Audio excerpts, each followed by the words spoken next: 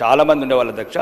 అప్పుడు ఇప్పసారా తాగితే ఇలాంటి దొరల అధ్యక్ష మంచి అప్పుడు కూడా విస్కరికి ఇట్లా తాగినరచ్చు, కానీ మేము సామాన్య రైతు కుటుంబాలు కాబట్టి ఎవరో మీలాంటి వాళ్ళు అంటే ఇప్పుడు ఇప్పసార మీద మీరు నవ్వుతున్నారంటే ఇప్పసార విలువ తెలియని వాళ్ళు మా ప్రాంతం అధ్యక్ష మునిపెల్లి, లక్ష్మాపూర్ లంబాడి తండలు, రావుట్ల లంబాడి తండలు వీళ్ళకి అర్థమవుతుంది అధ్యక్ష. మా తాతలు కూడా అదే తాగినరు, 6 ఫీట్లు 100 సంవత్సరాలు బతికినారు అధ్యక్ష. దానికి మీకు కల్తీసార కాదు, ఇది ఇప్పసార కాదు, ఇది ఆర్గానిక్ విస్కీ. ప్రపంచంలో 130 దేశాలు తాగుతున్నాయి అధ్యక్ష. ఈ ప్రాంతంలో అడవి కొట్టడం అవుతుంది అధ్యక్ష. మా దగ్గర రావుట్ల అనే గ్రామము సిరికొండ ఏరియాలో వాళ్ళకి ఆదాయం మీరు ఇట్లా రన్నింగ్ కామెంటరీ చేస్తే కొద్దిగా ఆగండి కదా, ఒక రాష్ట్రానికి ఉపయోగపడే పదని చెప్తాము. అంటే ఒకటి అట్లా అధ్యక్ష, ఇప్పుడు అక్కడ చావులు మేము చూస్తున్నాం, వీళ్ళకేం బాధ? రోజు దుబాయ్కి వెళ్ళి ఫోన్ వస్తుంది, శంషాబాద్కి వెళ్ళి రోజు ఒక ఫోన్ వస్తుంది, ఎయిర్పోర్ట్కి వెళ్ళి మీరు మాట్లాడండి. వాడు గుల్ఫారం కళ్ళు తాగి అల్ఫాజోలం కళ్ళు తాగి పిచ్చోడు అవుతున్నాడు, వాడి కిడ్నీలు పోతున్నాయి, గుండెలు పోతున్నాయి, ఆడి పానాలు పోతున్నాయి, ఆడి భార్య బిడ్డలు విధవలు అనాథలు అవుతున్నారు. దీని సీరియస్నెస్ మీకు తెలుస్తాయి కదా. ఆ గ్రామీణ ప్రాంతాలు భ్రష్టు పట్టిపోయినాయి. ఇప్పుడు ములుగు ఏటూరు నాగారం సైడు ఆ పోడు వ్యవసాయానికి అడివంతా తవ్వేస్తున్నారు అధ్యక్ష. దీనివల్ల వాటర్ ప్రాబ్లం లేదు అధ్యక్ష. దీనికి ఎటువంటి పెస్టిసైడ్ అవసరం లేదు. దీన్ని మనం ఆర్గానిక్ ఎక్స్ట్రాక్ట్ చేసుకొని ఎక్కడెక్కడైతే అడవిలో ఉపయోగపడుతుందో గిరిజనులకు, ట్రైబల్స్ కూడా ఉపయోగపడుతుంది అధ్యక్ష. దానివల్ల రాష్ట్రానికి ఆదాయం పెరుగుతుంది. నేనేమంటున్నాను అధ్యక్ష, ఇప్పుడు ఈ కల్తీ కళ్ళు వల్ల మాకు చాలా ప్రాబ్లం అవుతుంది. ప్రభుత్వం ఎంత సీరియస్ ఉన్నా, మొన్న కూడా కామారెడ్డి జిల్లాలో సుమారు కొద్దిమంది, మా దగ్గర అయితే మరీ ప్రాబ్లం అవుతుంది అల్ఫాజోలం వల్ల. నేనేమంటున్నాను, ప్రభుత్వాన్ని సీరియస్గా ఆలోచించమంటున్నాను. మీకు ఇప్పసారంటే నవ్వులాట ఉంది.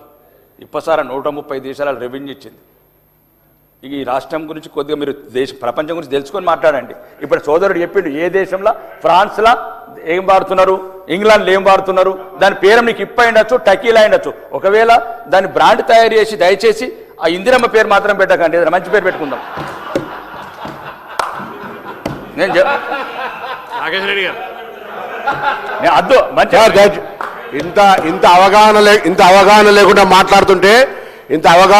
మాట్లాడితే మంచిది కాదు. ఏం తమాషానా? ఎందుకు ఇందిరమ్మ పేరు ఏం మాట్లాడుతున్నాడు ఆయన?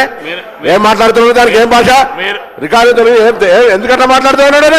క్షమాపణ చెప్ప ఇప్పుడు మాట్లాడేది సారా టెక్కిల గురించి మాట్లాడుకుని ఇందిరమ్మ పేరు తీస్తాడా? ఏం దయచేసి నేను సభ అధ్యక్ష, వెరీ అన్ఫార్చునేట్, ఒక గౌరవ సభ్యుడు ఇక్కడి దాకా వచ్చేటువంటి విధంగా మాట్లాడుతున్నట్టే మహిళలకు సంబంధించి, అందులో చనిపోయిన మహిళ ఈ భారతదేశంలో వాళ్ళ నాయకుడు చెప్పిండు. అరే పేరు ఇట్లా మాట్లాడితే ఆ పేరు తీసి పెట్టేదంటే ఏమన్నట్టు పెట్టు. This is very unfortunate sir. ఆయన పేరు అరే ఎట్లా మాట్లాడతారు మీరు అంతా పూర్తిగా? ఇది వెరీ అన్ఫార్చునేట్ అధ్యక్ష. ఆయన మాట్లాడించే ప్రశ్న లేదు అధ్యక్ష. ఆయన ఇది పొరపాటు అనేదాకా మాట్లాడించే ప్రశ్న లేదు. ఎట్లా మాట్లాడతారు ఇందిరమ్మ పేరు? లేదా ఇందిరా అధ్యక్ష, ఆయనే సారీ చెప్పాలి, అది తొలగించాలి. ఇందిరమ్మ పేరు అనేటువంటి ప్రస్తావన అది సారా టెక్నిక్ పేరు పెట్టద్దని మాట్లాడతారు. ఆయన ఎంత అన్యాయం అధ్యక్ష. ఏం అవగాహన ఉండి మాట్లాడుతున్నా, అవగాహన లేకుండా మాట్లాడుతున్నా? వారు మాట్లాడుతున్నారు కదా, ఇందిరమ్మ పేరు ఎందుక? నువ్వు ఇందిరమ్మ పేరు ఎట్లా ఇస్తావు? ఎట్లా ఇస్తారు ఇందిరమ్మ పేరు? ఎట్లా ఇస్తారు ఇందిరమ్మ పేరు? Nothing doing sir. ఎట్టి పరిస్థితులలో ఆయన క్షమాపణ చెప్పాల్సిందే. ఇందిరమ్మ పేరు సారాకు సంబంధించి ప్రస్తావించినందుకు మా దేవత ఈ దేశానికి సంబంధించి వాజ్పేయి గారు ఉక్కు మహిళ అని చెప్పినాడు, దుర్గాదేవి అన్నాడు. అటువంటి ఆ పేరును వీళ్ళు కేంద్రంగా ఉచ్చరిస్తారా? ఏమైనా కనీస అవగాహన ఉందా? గౌరవ సభ్యుడికి అర్హత ఉందా? ఇదేం పద్ధతి అధ్యక్ష?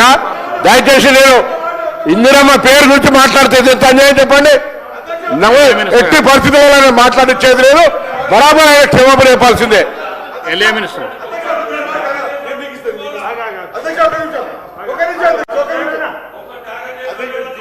అధ్యక్ష, గౌరవ బీజేపీ